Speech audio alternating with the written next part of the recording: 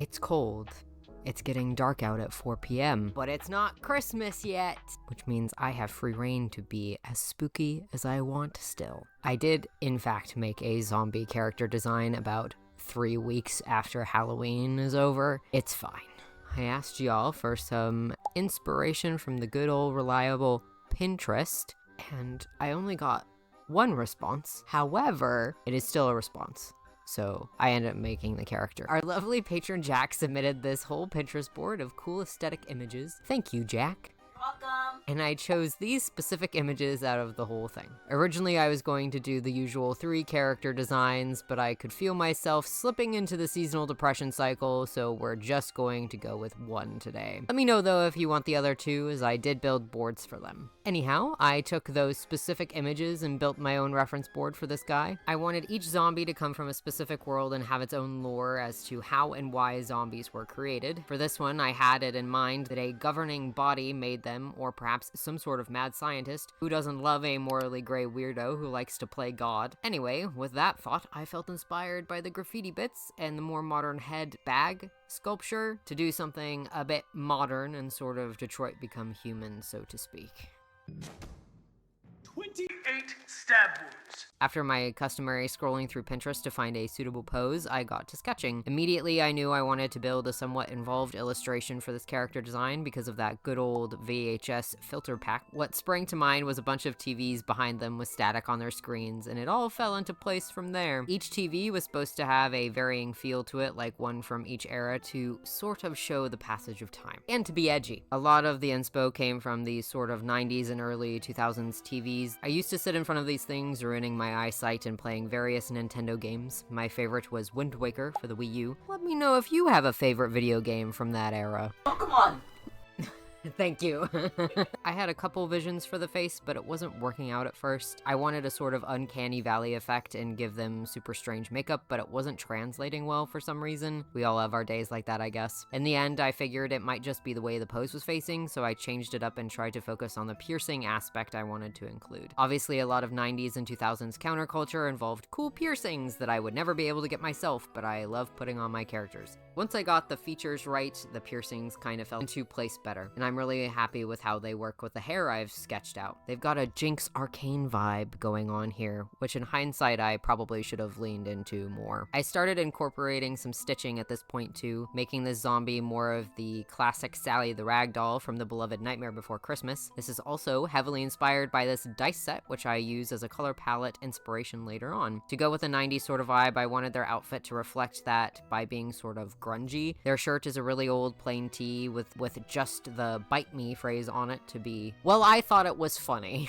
but it is probably pretty cheesy. I did go in with a set of ripped up fishnets and then promptly forgot about them later. I also forgot about their jewelry. Gotta love having ADHD and not working on something for weeks. Don't be like me, kids. Their shoes are a nice street fashion vibe, but with some solid spikes, just in case they gotta kick someone, I guess. A nice defense mechanism. It also works with a bit of shape language and character design storytelling, as they're quite prickly as a person, I think. I really wanted them to come off as the sad, overly tired character with a distaste for society and government. Totally not projecting at all. That is a joke. FBI agents that live in my phone. Overall, I tried to really emphasize that tiredness by giving them large eye bags and very angular features, as well as little to no eyebrows. Throughout my line art process, I'm really trying to bring out their disheveled nature, and the more I look at their hair, the more I think it might be a wig. The zombies of this world struggle to grow hair anywhere, so that means their eyebrows and eyelashes are incredibly sparse. Unfortunate, but at least they have resources. This particular zombie gets most of their eyelashes, wigs, makeup, and various bits of clothing either secondhand or off of those really cheap websites like Temu, but they feel incredibly awful about that last part. They try to offset this by exacting social change in other ways, particularly in their graffiti art. When I was making this character, I was thinking a lot about the iconic game Detroit Become Human and how the idea of an uprising might look in a zombified world rather than one with androids. This character is part of a larger group and serves as a person that writes messages on various walls, probably hidden within murals. These messages are things that only that particular group, or at least the various zombies of the area, would know know how to read and decode, sort of like the railroad from Fallout 4, who have lanterns everywhere in the game to denote safe areas for synths and others involved. This symbol comes in a whole bunch of designs, but I think one of them is a generic stylized skull that I do in fact draw later on. It's easy enough to recognize by lots of people, and it's not exactly something you can outlaw, considering you'd have to get rid of years of anatomy textbooks, the skull emojis, pirate flags, literally anything with a skull on it. Too much work if you ask me. Another way this character tries to stand just outside of the norm and be more themselves is by changing out their stitching with more colorful threads whenever they want. In the real world, we kind of have stigmas attached to various body modifications like tattoos and piercings, so I thought that might translate to other things zombies might have. Maybe it's a silly idea, but it could also be a parallel to lace code, which I hear doesn't quite exist anymore, but is still very important. I'm not well versed, but I think the concept could apply here where certain colors of stitchings mean certain things, or it could just be for fun and to stand out a little more amongst the crowd. If I were to fully conceptualize this world, I would say the government has a pretty dystopian control over all its people, not just the zombies or undead. As a society, I would say that the concept of death isn't really a thing for anyone anymore, but that for the most part, the upper class doesn't ever get turned into a zombie, so to speak. The richest of the rich don't age, their bodies don't break down, and they can live on for centuries, eons even, without breaking a sweat. Meanwhile, everyone else below them are aging, getting sick, and living their lives as any normal person, but eventually when they pass, they don't go away. They come back. The government comes in and picks them up and then carts them away, regardless of what they want. And they come back stitched up, looking younger, but not entirely themselves. There's a lot of theories going around this world about how the upper class are feeding off of them somehow and making them zombies for their own gain, even that there may be some sort of disease or weird mutation that they're slowly feeding everyone else to make them into these creatures. Nobody truly knows why they're a thing though, and that's where this zombie group comes in. Not only are they trying to make the world a better place, they're also trying to discover what exactly is going on and how they can dismantle that system. While the way death has changed and probably won't ever go back to how it was, at least they can make sure to keep people safe rather than keep the cycle going. The unfortunate thing about zombies is that they feed off of raw meat, but for the purposes of this, I like to think they don't always have to consume, but much like vampires, they do occasionally have to do so unless they want to go feral. Not to be too dark about it, but it must be said, I suppose. Lines can be drawn there. Haha. Funny joke. To why the zombies are made of mismatched limbs on a central figure rather than fully themselves. Awful, I know. You can thank this specific sculpture for that idea. To pivot to the actual piece, I think the TVs are a really cool tie-in. Not only was it a massive inspiration, I think the inclusion of this background really brings that feeling of nostalgia forward, of better days or at least seemingly simpler times where everyone sat in front of their TV screens, ruining their eyes while watching Saturday morning cartoons. It also is a bit of a reference to the various zombie movies, TV shows, and found footage horror that I really like, those being Wreck, The Walking Dead, The Bay, Train to Busan. You get the idea. I used to really love zombie apocalypse scenarios, and it was one of my really huge special interests, and still sort of is. This goes to show that it's okay to be indulgent when it comes to your art, and honestly, you should just be having fun. Speaking of fun, here's what I meant by the dice thing. I saw this really cool set on Tumblr and they would not get out of my head. Anyway, the colors spoke to me in a very real way, so the skin is very much just my own interpretation of the colors of the dice and how they would actually look on a person. Overall, I wanted this design's color palette to be bright and full of life, but at the same time be muted and somewhat grungy. So of course we broke out the pastels. I did struggle eventually with tying in the eye and lip colors, mostly because I was trying not to be too samey with the colors that were touching each other. That makes zero sense probably. Basically, I didn't want pink to be next to pink or green too close to green. The lip color was really striking because I used the opposite shade, which meant they went together nicely, but the eyes will eventually change.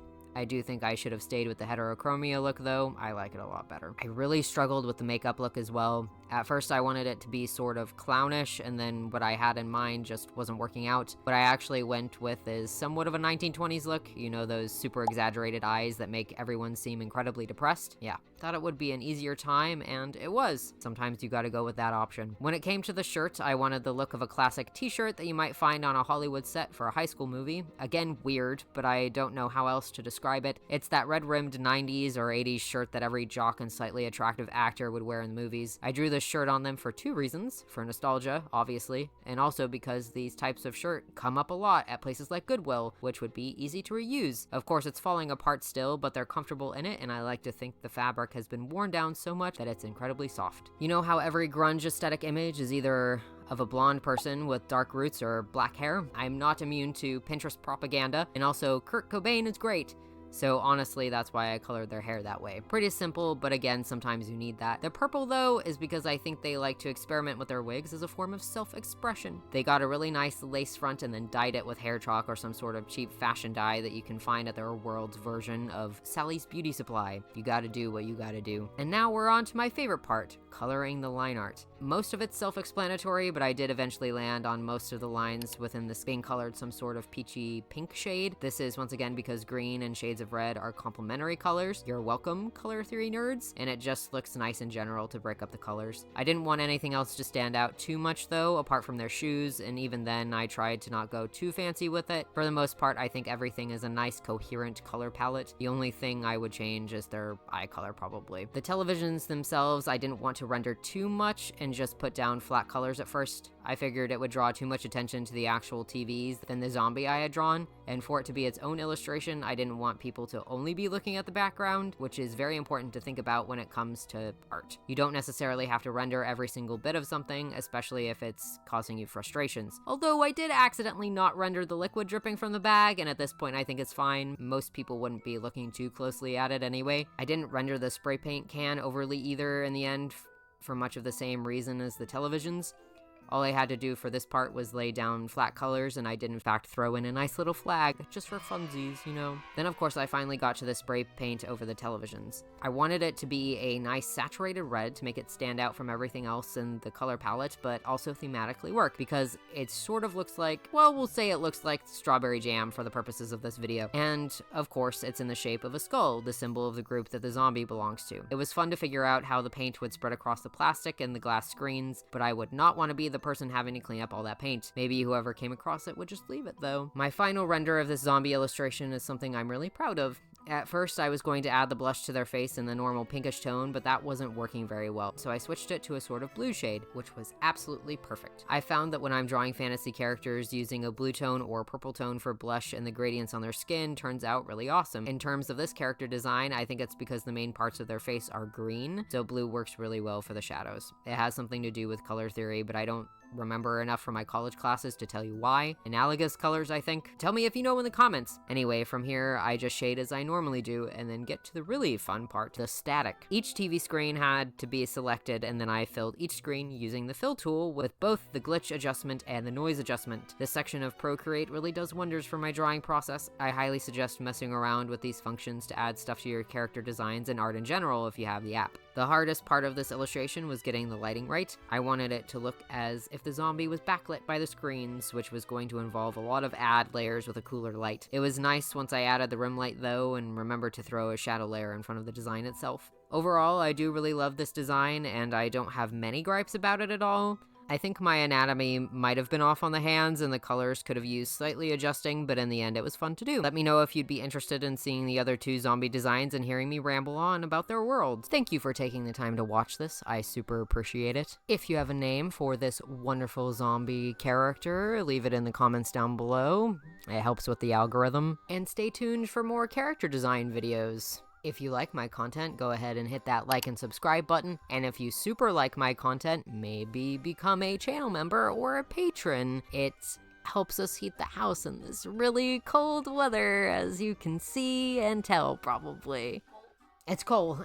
It's cold! It's cold! You can find all of my socials and my second channel in the description down below, and remember, don't look in your attic. I am fortifying the attic for the inevitable zombie apocalypse, and I really need some time to work on it. Thank you. Insert Fortnite clip. It was a zombie game originally. Oh, was it? Yeah, that's what it was supposed to be. And then it just turned into... And then they released like a small, like the modes you get in Overwatch. They released a mode that was... Oh, right, and then it became the popular part of it. Fortnite lore. Subscribe for more. Puns. Click here to donate. I need $18.91 for a table to play Pokemon cards on. Specifically Pokemon I cards? can play other cards. Okay. Magic? I don't think you can play the Lost trading cards, but I'll try. Yeah. Or Log. It's not a card game, but No. it's a game. Yeah. Arkham. Arkham? Yeah. Selfish. Uh-huh. The Lost board game. Uh-huh. Etc. Etc. Bye now. Thanks for the ad. This video was sponsored. Sponsor us, Amazon. Do it. Jacques, Herald of the Dark Roast. Meg, Exarch of the Golden Egg. High Artisan Anonymous Bee. Great Alpha Wolf Squilliam William. Nairuz, Seer of Rosy Mercy. Ghost, Infernal Collector of the Damned. Golden Paladin Court. Isabella, Redeemer of Bad Himbos. Keeper of the Lapin Warren, Robin. Most royal of all the rats.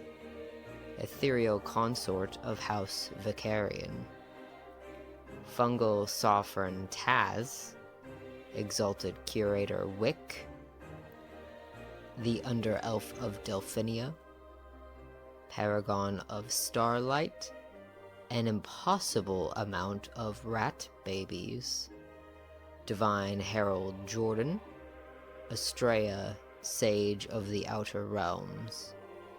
Wretched Sauce of House Worcestershire. Champion Pallypunk of the Immortal Valley. Tailor of Macabre Coney Livery. Eternal Apostle Austin. The Contingent of Fables. The Eminence of Light, Bunny. Exarch of the Ornate Tomb. Harley the Sanguinous. Grand Overlord Silas. Being of Exalted Sunlight. Delegate of Clan Latineurs. Eternal Consul Puja. High Magi Katie. The Herald of Wrens. Knight Susan of the Milkiest Order. Great Seer Clare. And Sir Matthew, Guardian of the Preserved Apiary.